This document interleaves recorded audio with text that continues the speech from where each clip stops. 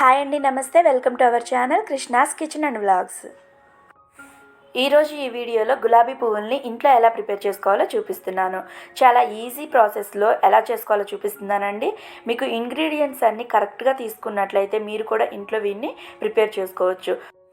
ముఖ్యంగా వీటిని ప్రిపేర్ చేసుకోవడానికి మీకు కావాల్సింది గులాబీ పువ్వు మేకర్ అండి. అది ఉన్నట్లయితే ఈజీగా ప్రిపేర్ చేసుకోవచ్చు. చాలా సింపుల్ ఇంగ్రీడియంట్స్తో క్రిస్పీ అండ్ టేస్టీగా వీటిని ఎలా ప్రిపేర్ చేసుకోవాలో చూపిస్తాను. ముందుగా ఒక మిక్సింగ్ బౌల్ తీసుకొని అందులోకి 1 కప్పు వరకు బియ్యం పిండిని తీసుకోండి.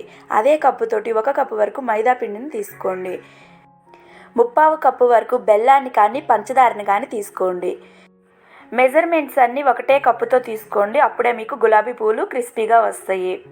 ఇవంతా ఒకసారి కలిసేటట్టు కలుపుకొని ఇందులోకి 1/2 టీ స్పూన్ వరకు సాల్ట్ను కూడా వేసుకోండి. ఏ స్వీట్స్లోకైనా కొంచెం సాల్ట్ని వేసుకోవడం వలన టేస్ట్ అనేది ఇంక్రీజ్ అవుతుంది.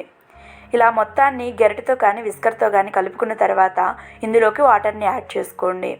నేను తీసుకున్న 2 కప్పుల పిండికి నాకు ఇక్కడ దాదాపు 1/3 కప్పు వరకు వాటర్ అనేవి పట్టినవి. మీరు తీసుకున్న బెల్లము పంచదార పిండి క్వాలిటీని బట్టి మీకు వాటర్ అనేవి పడతాయి. వాటర్ ఇంతే అని ఏమి ఉండదండి. నేను వీడియోలో చూపిస్తున్న కన్సిస్టెన్సీని బట్టి మనం పిండిని కలుపుకోవాలి. ఒకేసారి వాటర్ని యాడ్ చేసుకోకుండా ఈ విధంగా కొంచెం కొంచెం యాడ్ చేసుకుంటూ కలుపుకున్నట్లయితే పిండిలో బెల్లం కూడా కరగడానికి కొంచెం టైం పడుతుంది. కాబట్టి ఈ విధంగా కలుపుకోవాలి. ఒకేసారి కలుపుకున్నట్లయితే బెల్లం కరిగిన తర్వాత పిండి అనేది జారుడుగా తయారవుతుంది.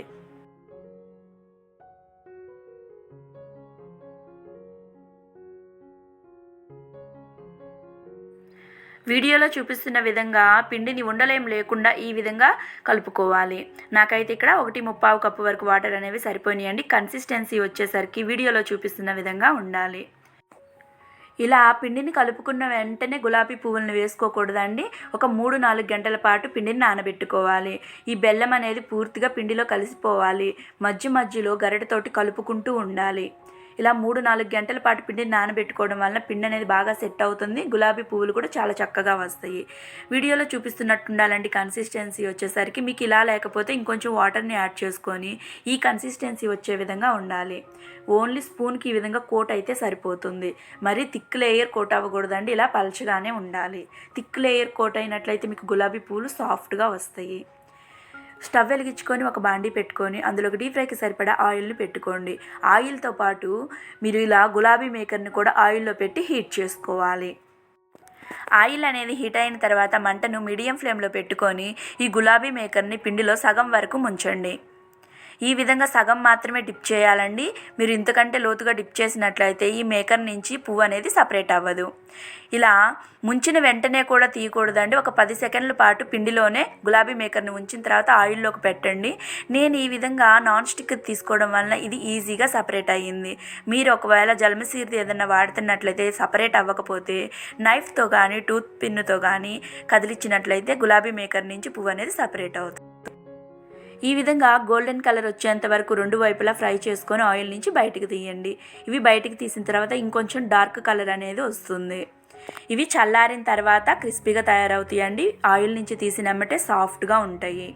ఇదే ప్రాసెస్లో పిండి మొత్తాన్ని గులాబీ పువ్వులు వేసుకొని తీసుకోవాలి. చూసారు కదా గులాబీ పువ్వులు ఎంత చక్కగా వచ్చినాయో. కలర్ అనేది ఈ కలర్ ఉంటేనే బాగుంటుందండి. ఇంకొంచెం సేపు మీరు ఫ్రై చేసినట్టయితే కలర్ అనేది డార్క్ కలర్ అనేది వచ్చేస్తుంది. ఇది ఎంత క్రిస్పీగా ఉన్నాయో మీకు బ్రేక్ చేసి చూపిస్తాను, మీరే చూడండి. చూసారు కదా ఎంత క్రిస్పీగా ఉన్నాయో. టేస్ట్ కూడా చాలా బాగుంటుంది. ఈ రెసిపీని మీరు కూడా ట్రై చేసి మీకు ఎలా కుదిరిందో నాతో షేర్ చేసుకోండి. మీ ఫ్రెండ్స్ అండ్ రిలేటివ్స్కి వీడియోని షేర్ చేయండి. ఈ రెసిపీ కనుక మీకు నచ్చినట్లయితే ఒక లైక్ చేసి మన ఛానల్ని సబ్స్క్రైబ్ చేసుకోండి. Please like, share and subscribe to my channel Krishna's kitchen and vlogs. Thank you for watching.